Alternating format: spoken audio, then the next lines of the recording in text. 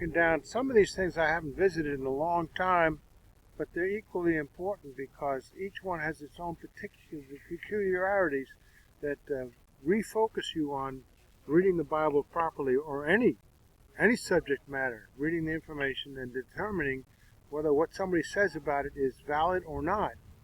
And here we go. So everybody says, well, God made up this miraculous day, and there's no record of it, and so on and so forth. So we're going through this now to the Amorites. The Amorites,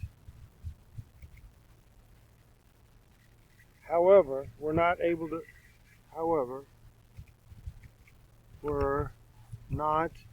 to escape.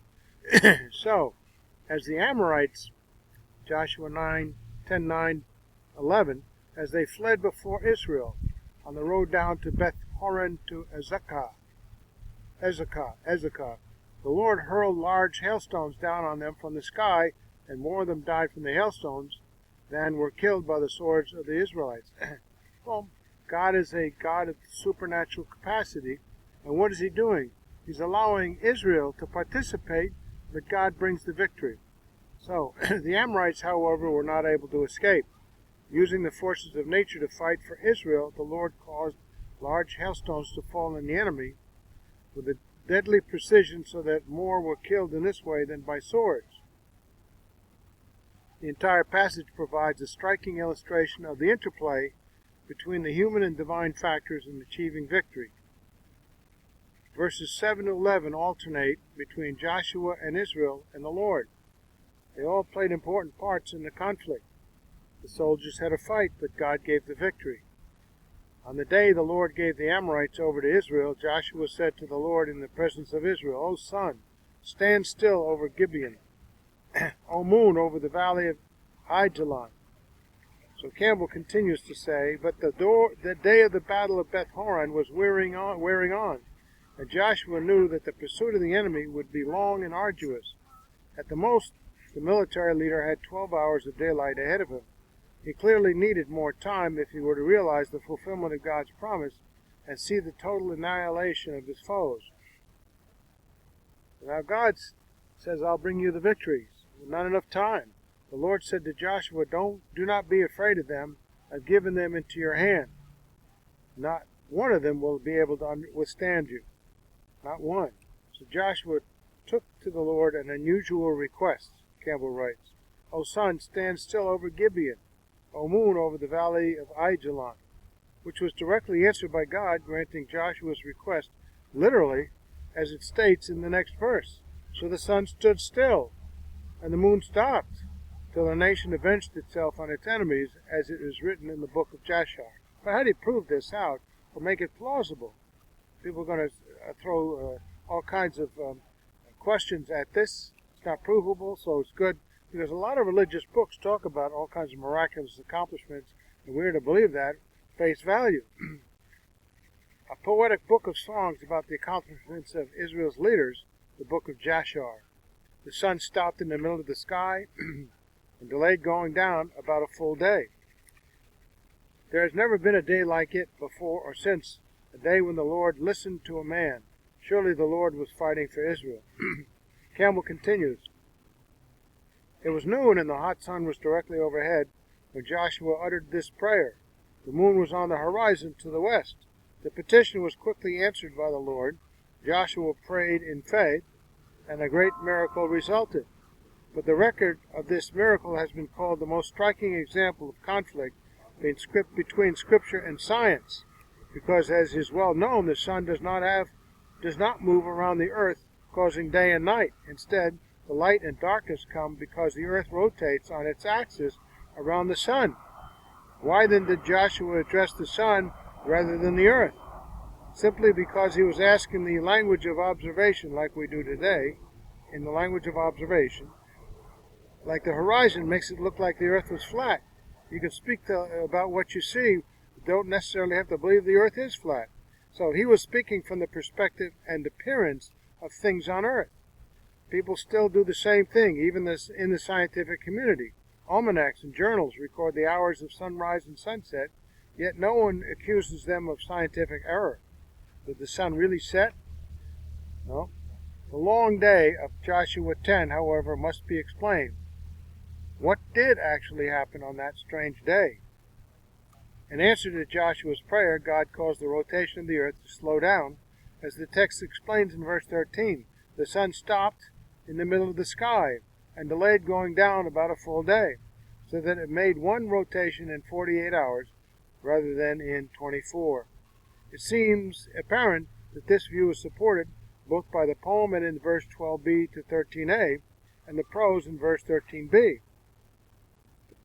The book of Jashar is a Hebrew literary collection of songs written in poetic style to honor the accomplishment of Israel's leaders.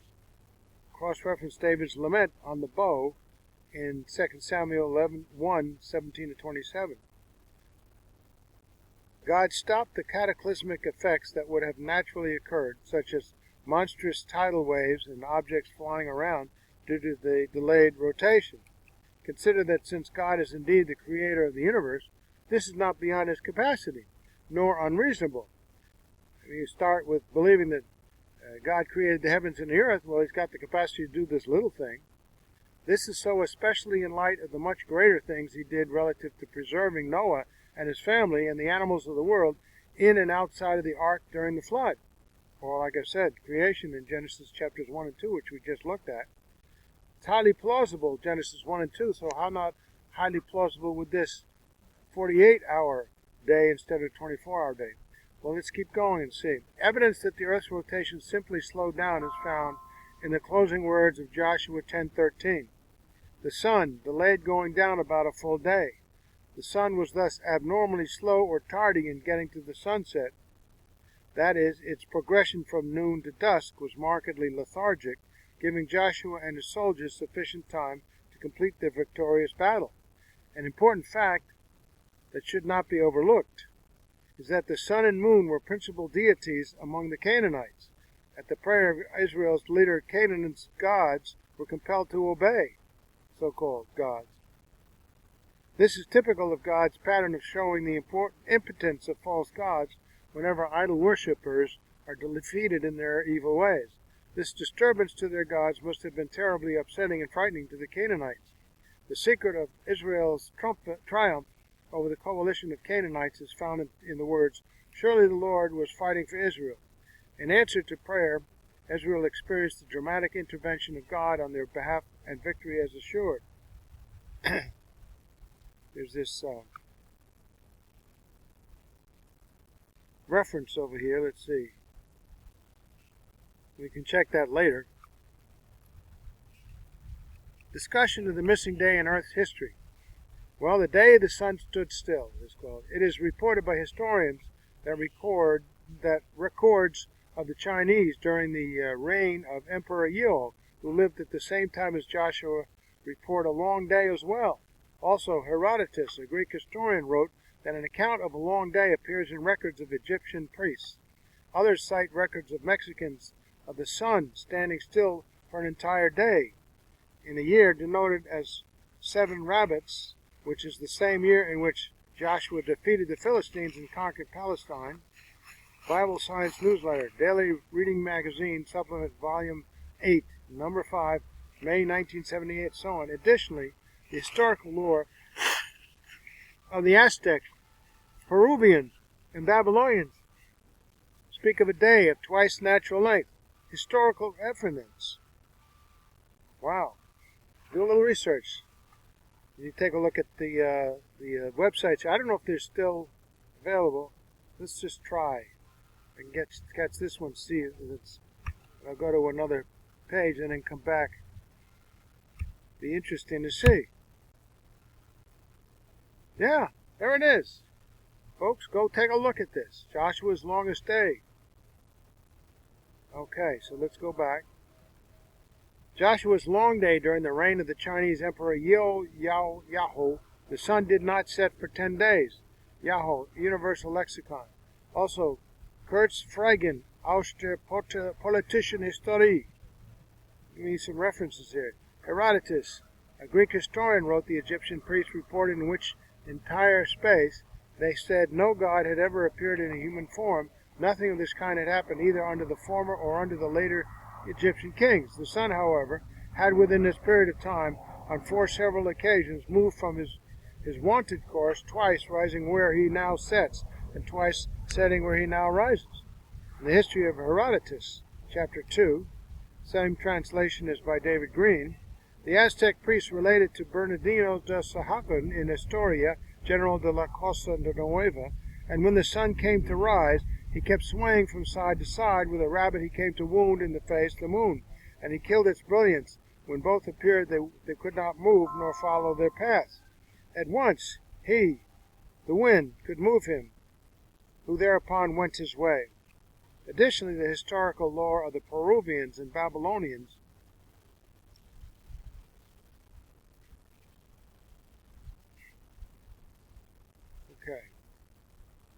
The historical lore of the Peruvians and Babylonians speak of a day twice natural length. Velikovsky writes that the sun was absent for a 3-fold day and shone for a 3-fold night, according to Iranian tradition. The Greek god Pantheon stole the sun, it said, an interesting similarity to the Aztec account above. North American Indian Cree legend tells of God ordering the sun to keep silence. Emperor Kui lived about 1500 BC and Yeo about 2000 BC. In Kui's 10th year, here's a part of an email sent to me from William Jeffries. When the sun moved backwards in the day of Hezekiah, it means that somewhere on the other side of the world where the sun has just risen, the sun would have backed up and then risen again. Several thousand years ago, around the estimated time of Hezekiah, the Chinese recorded a day with 2 dawns. At the time, the Chinese were meticulous record keepers of astronomy. However, the scientists tried to accommodate this with the theory that they witnessed a solar eclipse and that they didn't have the means at the time to know the difference. Now, I don't know about you, but even if I was as thick as a post, I think I would see a difference between a solar eclipse and two sunrises. So, even though people will still try to explain it away, but there's so much evidence here of the possibility, and here are the 2 sources of a day with 2 dawns. And list these 2. And the world conception of the Chinese, page 87, where the sun rose in the west, passed through 3 solar mansions when the gods had sat and been waiting for a long time. Thereupon began the reddening of the dawn in all directions. They said, for there in that place, the east, the sun already will come to rise. True indeed. And we have a reference to Bernardino de Sahagún, that the sun went backward 90 degrees, and if this was in June, there would be at least the appearance of breaking of day in the Americas in the west at about that time. It should have appeared in the east. Then half a day later, the sun would again appear in the east for the second time. Therefore, a breaking of dawn in all directions. Thus, this record of the Aztec priests could have been of both Joshua's long day and Hezekiah's returning shadow. Heroditus writes, the Egyptian priests told him in Heroditus, book 2, page 142, twice the sun rose where he now sets, and twice he set where he now rises. Interesting as this is the same translation of Heroditus as given above. So you can take a look at some of these other places. Let's see if we can go there and not disturb this spot.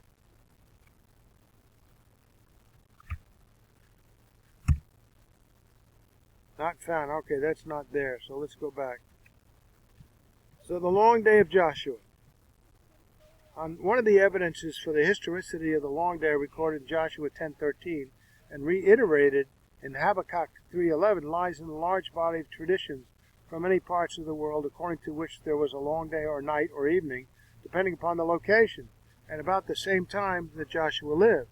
David Nelson dramatically informs us of this fact as follows. Chinese history speaks of Yahoo, there it again, their king, declaring that in his reign the sun stood so long above the horizon that it was feared the world would have been set on fire, and fixes the reign of Yahoo at a given date, which corresponds with the age of Joshua, the son of Nun. The Latin poet Ovid amuses the schoolboy greatly in his fanciful narrative of Phaeton's chariot. This heathen author tells us that a day was once lost, and that the earth was in great danger from the intense heat of an unusual sun. Our notice is somewhat attracted when we find him mention Phaeton, who was a Canaanitish prince